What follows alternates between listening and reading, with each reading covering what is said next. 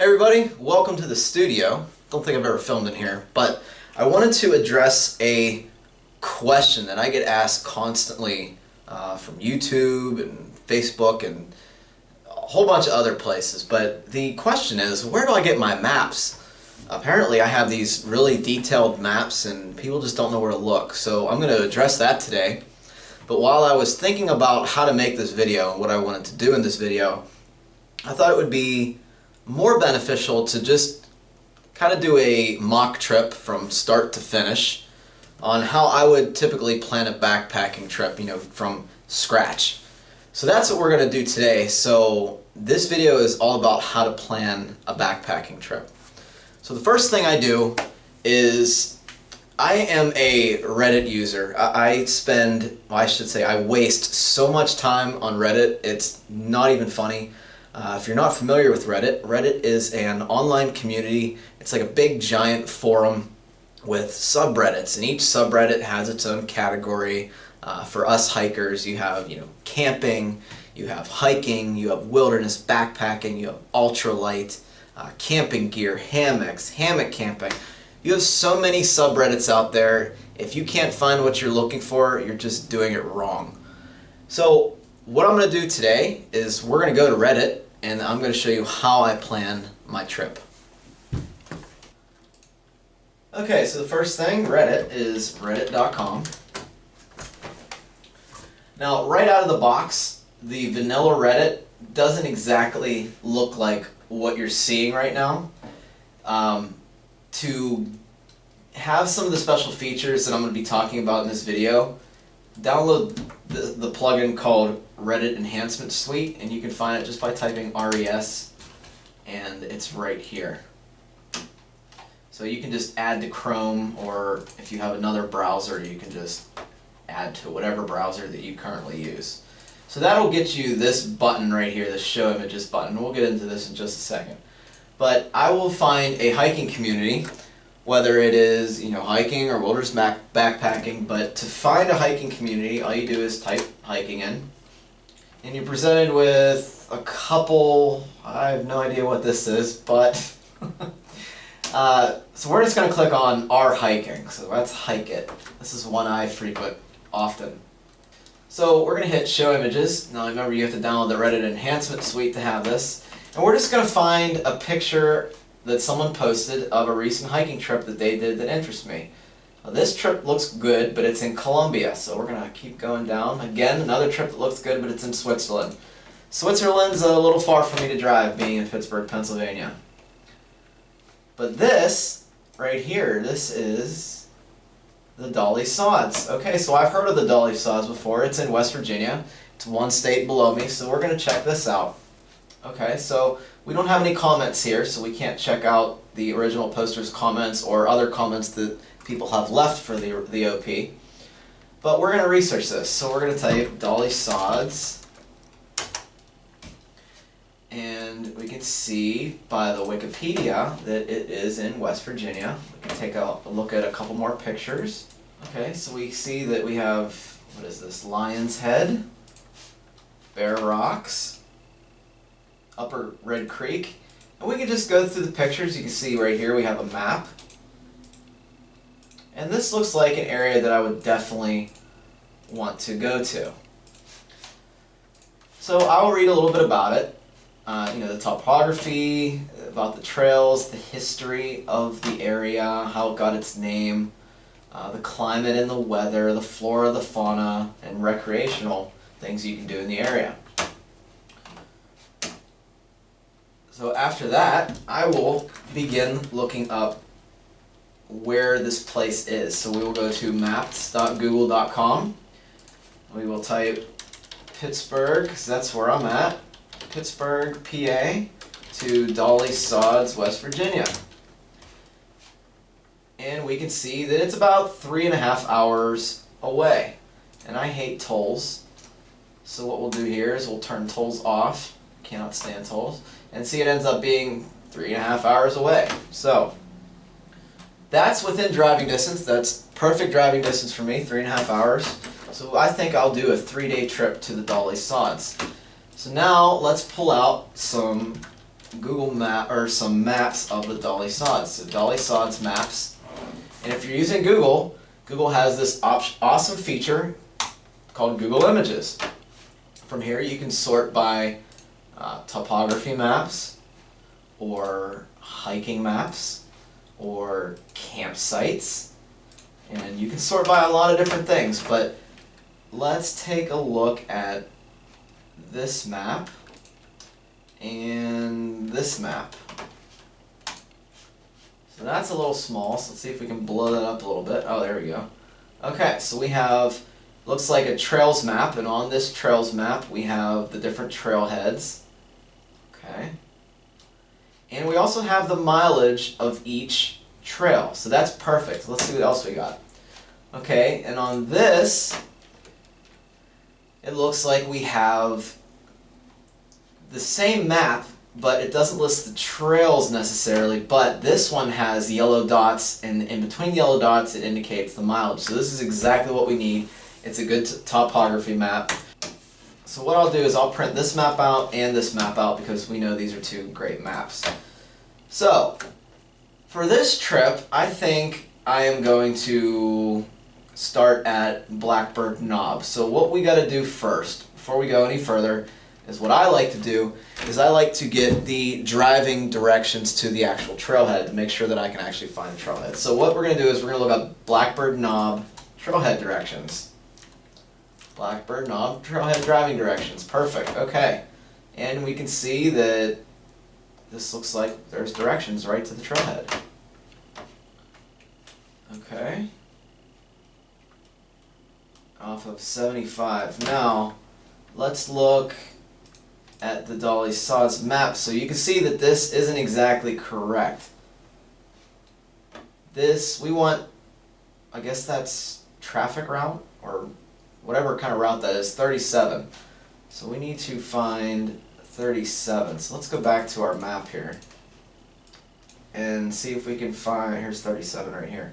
Okay, so 37, alright, and then that turns into 80, and here, right here, perfect. So we can see we have the Blackbird Knob trailhead. So we're going to right click it and add as a destination. We'll get rid of the Dolly Sods because that's not what we need. Still, we have about 3.5 hours to the trailhead, so that's perfect. And that's going to be our map. So what I'll do is I'll send that to my phone. So what I do is click this little button, send it to my phone, and then next time I open Google Maps on my phone, that will appear. Okay, so let's also learn a little bit more about this place. So we'll type Dolly Sods trip reports. So you got a couple trip reports that we're going to check out.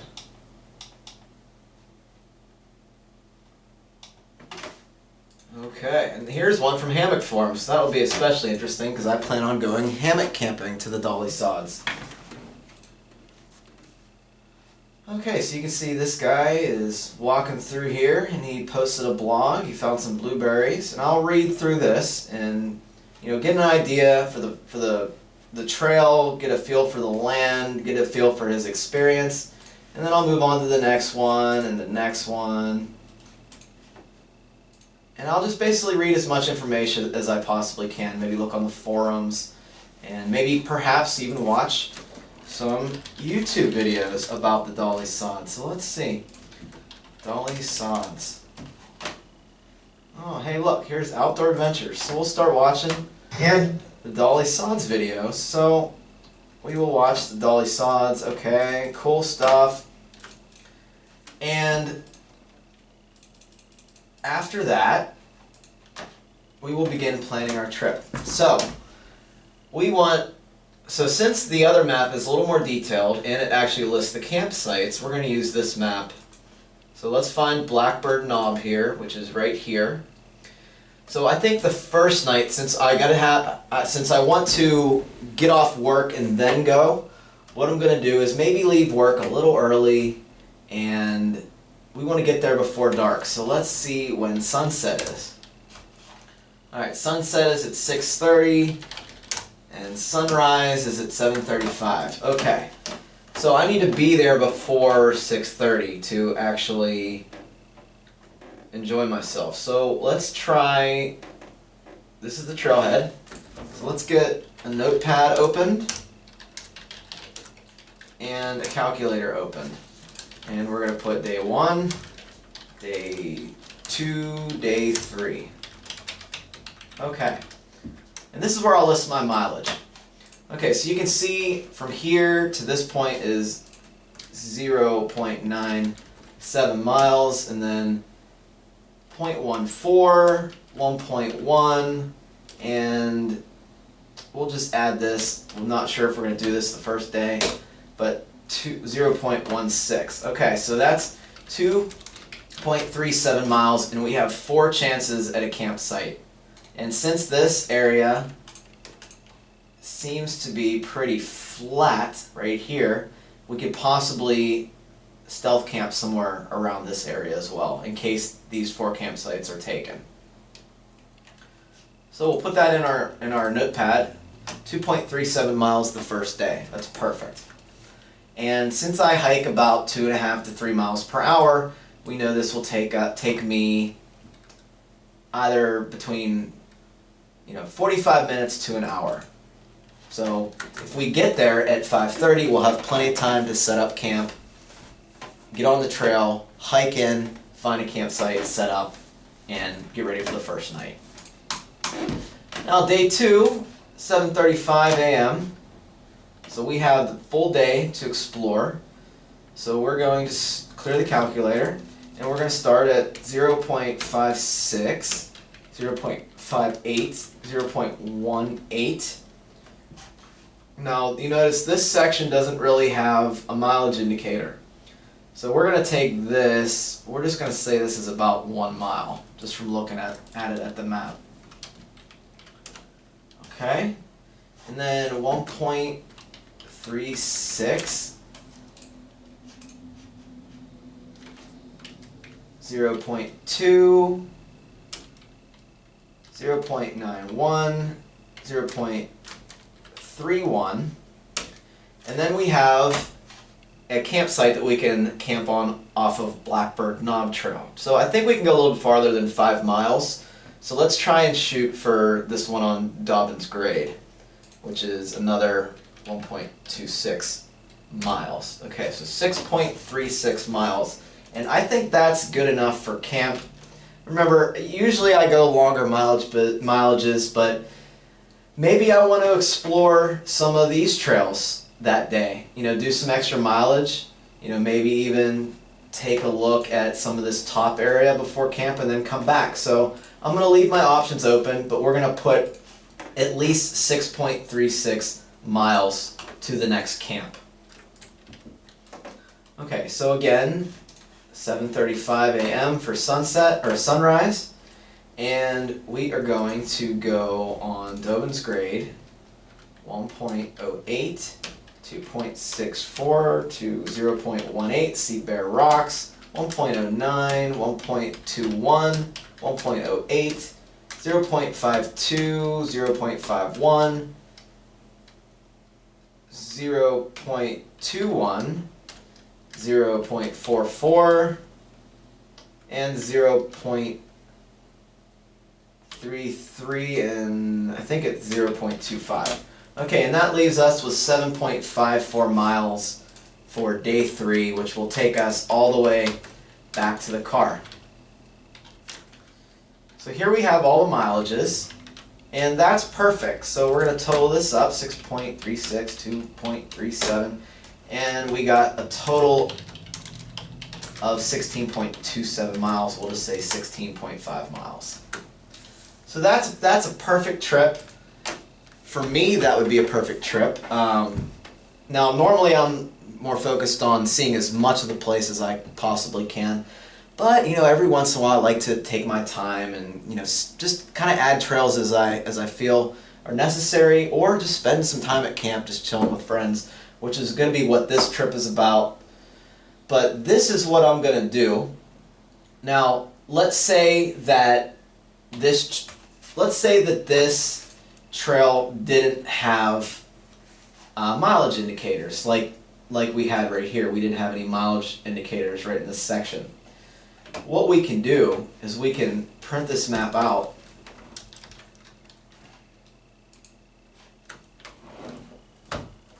And while that's printing, another thing you have to be aware of is your water sources. Now, typically, as you can see, they are labeled very well on this map.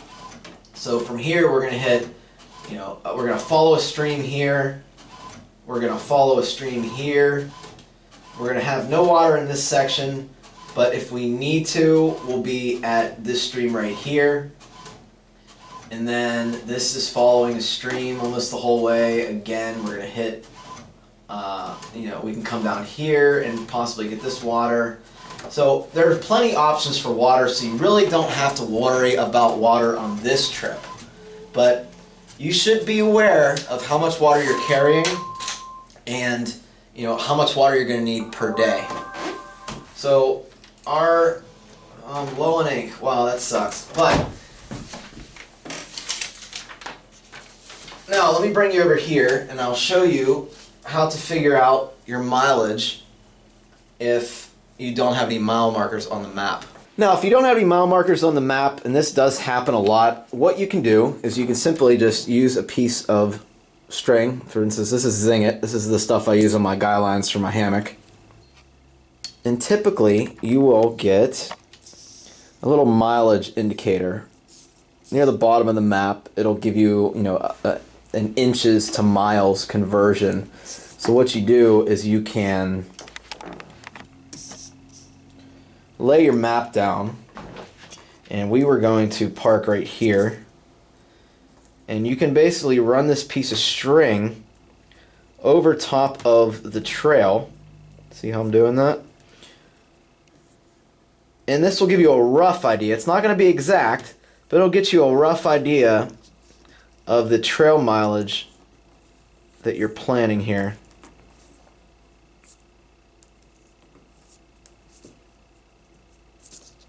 Okay, and we'll just go the whole way, I guess. Now again, like I said, this isn't an exact method, but it will give you a rough guess on how your trail mileage is going to be that day. So we have right here is our point, our stopping point. So we can put this on the trail. So 1, 2, 3. It's hard to do with the camera here, but 4, 5, 6, 7, 8, 9, 10, 11, 12, 13, 14, 15, 16, 17. So 17 miles, and you can see we came up with 16.5 miles for the entire trip. So we're only about a half a mile off. Remember, round up. And, if we had tinier string, we could make it more exact, but it'll give you a rough idea on the mileage that you want to do per day or trip length, etc., etc. Now, as far as the weather, I will look up the weather report maybe 3 or 4 days in advance, and I'll kind of monitor the change. I'll write down the high and the low and what days it's supposed to rain. But as far as the weather report, don't rely on it being accurate. What I usually do is the day before the trip, I'll pack, and I will plan my clothes on based on what that weather report says. I'll subtract 10 degrees from the low, and I'll add 10 degrees to the high, and I will just plan on it raining the entire time, because it could happen. You just want to plan for the worst weather possible. Plan for the worst and hope for the best, really. So for this weekend, it's going to rain Friday, it's going to snow Saturday, and then it's going to be partly cloudy on Sunday. So that would be a low of, it says 36, but remember I subtract, so I go 26 degrees, and it will be a high of 51, so it'll be a high of 61. So that would tell me that I need to bring, my 40-degree quilt and my 50-degree quilt, match them up, and I should be good with a jacket and my 30-degree underquilt. If it gets any lower than that, I would probably bring my 0-degree stuff with me just to have it, just in case something bad happened.